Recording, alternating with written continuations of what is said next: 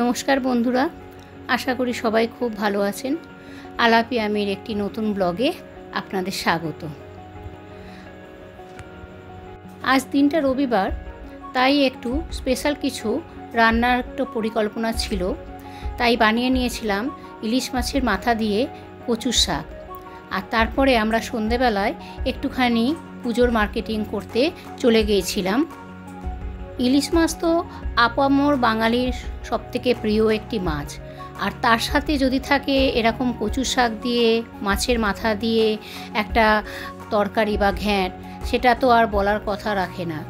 যদিও এটা গ্রাম বাংলার একটি খুব পরিচিত খাবার, কিন্তু এখন না শহরেও এর খুব প্রচলন বেশি।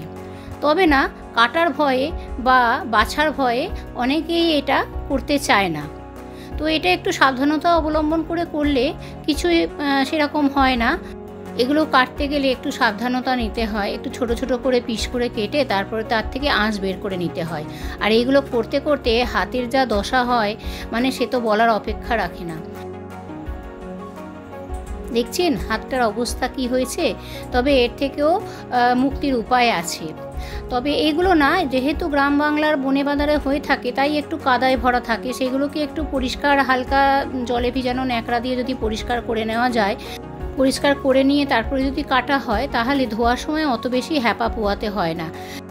এগুলো জলে পড়লেই কিন্তু এর থেকে যেই ধরনের আঁশ থাকে, সেটা যদি হাতে লেগে যায় তখন কিন্তু একটু কুটকুট করে হাতগুলো।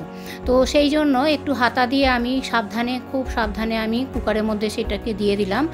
আর একটু না তেঁতুল দিয়ে দিলাম, কেন কি যদি একটু গলা টলা চুলকায়, এই তেঁতুলটা দেওয়ার ফলে সেটাই আর গলা চুলকায় না। আর এটা আমি একটা কুকারের একবার দেখালাম, এরকম আমি 3 বার বসিয়েছিলাম। তারপরে ওদিকে তো কুকারটা বসিয়ে দিলাম, তারপরে এদিকে আমি মাছের মাথাগুলোকে হলুদ আর নুন দিয়ে মাখিয়ে রাখলাম। হলুদ আর নুন দিয়ে কিছুক্ষণ মাখিয়ে রাখার পর একটু মশলা করে নিয়েছিলাম কিছু রসুন আর জিরে আর কাঁচা লঙ্কা। এই তিনটেকে একটু মিক্সারে বেটে নিলাম। আর ওদিকেও আমার সিটি পড়ে একবার হয়ে গেছে, আবারও একবার বসিয়েছি। তারপরে আস্তে আস্তে এইরকম সমস্ত একটা জালি ঝুড়িতে আমি ঢেলে নিয়ে হালকা হাতে এরকম ধরনের চেপে চেপে একটু জলটাকে নিংড়ে বার করে নিচ্ছি। কেননা ভেতরে জল থাকলে কিন্তু পরে কিন্তু রান্নার সময় জল মুছতে দেরি হয়ে যাবে, শুকাতে দেরি হয়ে যাবে। তাই জন্য যতটা পারছি একটু চেপে চেপে, দেখছেন কতটা জল বেরিয়েছে, এই রকমভাবেই জল বেরোতে থাকে। আর চেপে চেপে আর একটু আমি ভালোভাবে জলটাকে চেপে নিলাম, যতটা পরিমাণে পারা যায় আর কি। এই রান্নাটি রবিবার করলেও এর কাটাকুটা আমি শনিবার রাত্রিতেই করে রেখেছিলাম। আগের দিনকে করে রাখলে সুবিধা হয় একটাই, যে সকালবেলা অতটা চাপ পড়ে না। তো কড়াইয়ের মধ্যে একটু তেল দিয়ে তেলটি গরম হওয়ার পরে একটু নুন ছিটিয়ে দিলাম। নুনটা দেওয়ার ফলে যখন মাছটি ভাজবো তখন সেটা তলার দিকে লাগবে না। তো এখানে আমি ছোট ছোট 3টে ইলিশ মাছের মাথা নিয়েছিলাম। তো খুব বেশি বড় ইলিশ মাছের মাথাও এতে না হলেও চলে।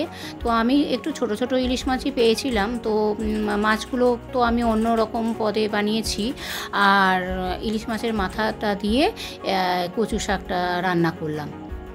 তবে কচু শাক কাটতে গেলে যে বিচ্ছিরি দাগ হাতে পড়ে যায়, সেটি করবেন কি, একটু লেবু আর একটু নুন দিয়ে ওই জায়গাটির উপর ঘষতে থাকলে আস্তে আস্তে সেটি হালকাভাবে দাগটা চলে যায়। তারপরে সেটিকে সাবান দিয়ে ধুয়ে নিলে ধীরে ধীরে সেটি চলে যায়, ওই কালো ভাবটা অত থাকে না। মাছগুলো ভাজা হয়ে গেছে, এবার একটা থালায় আমি ওটাকে তুলে নিলাম। এবার ওই তেলের মধ্যেই আমি দিয়ে দেবো 2টো তেজপাতা আর 2টো শুকনো লঙ্কা। জিরে ফোড়ন দেওয়াও যায়, আর জিরে তো আমি বেটেই নিয়েছি। তেজপাতাগুলোকে একটু ছিঁড়ে দিলেই ভালো, কেন বড় তেজপাতা তো রান্না করার সময় না খুব অসুবিধা হয়। পরে অবশ্য আমি ওটাকে ফেলেও দিয়েছিলাম। এবারে একটা বড় সাইজের কি 1.5খানা মতন একটু পেঁয়াজ আমি কুচিয়ে নিয়েছিলাম, পেঁয়াজটাকে ভাজতে দিয়ে দিলাম ওর সাথে।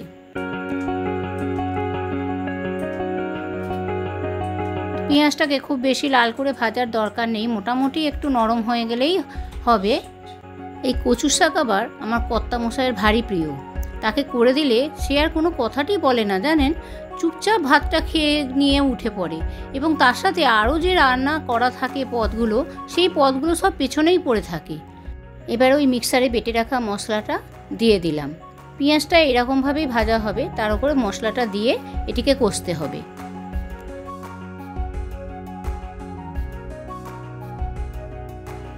ভালোভাবে মিক্সিং করে নেওয়ার পরে তারপরে একটু নুন আর 1 চামচ হলুদ দিয়ে দিলাম।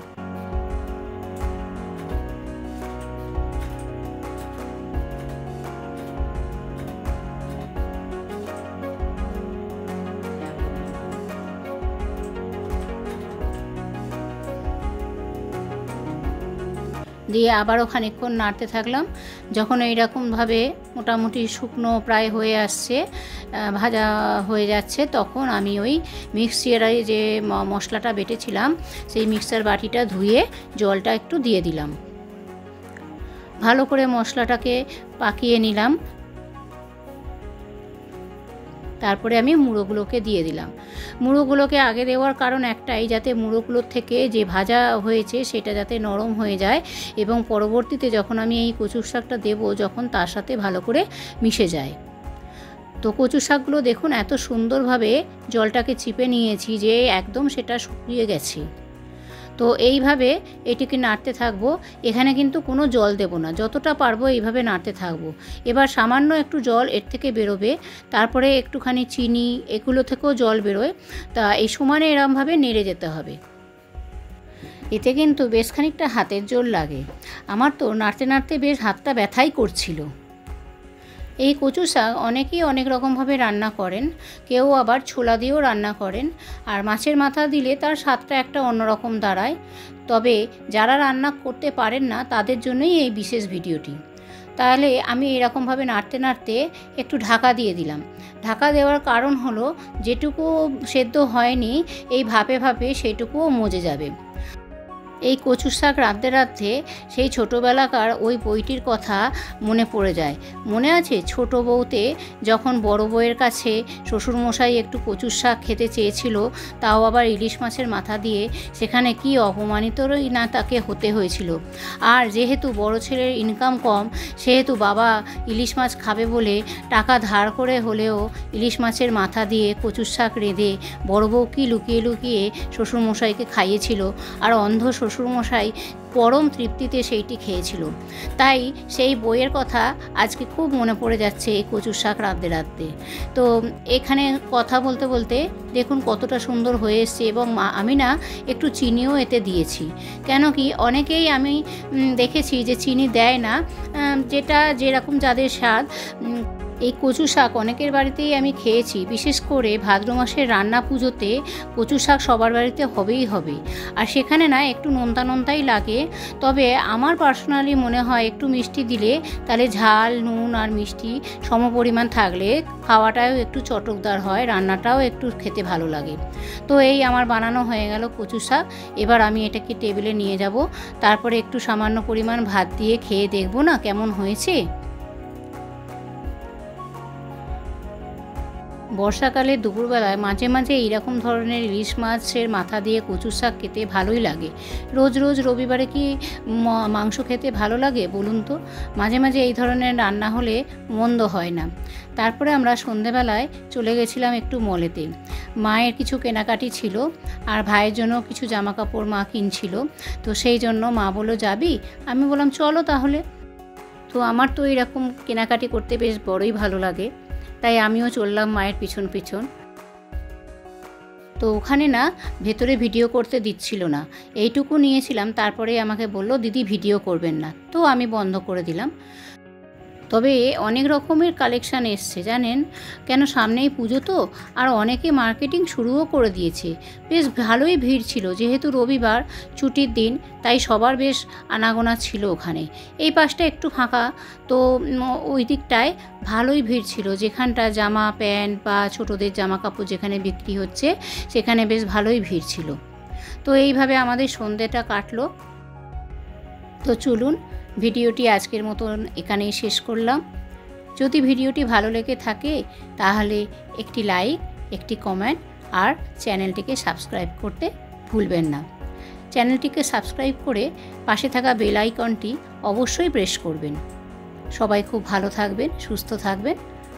আজকের মতন এখানেই শেষ করলাম। আবার আসবো নতুন একটি ব্লগ নিয়ে। ধন্যবাদ।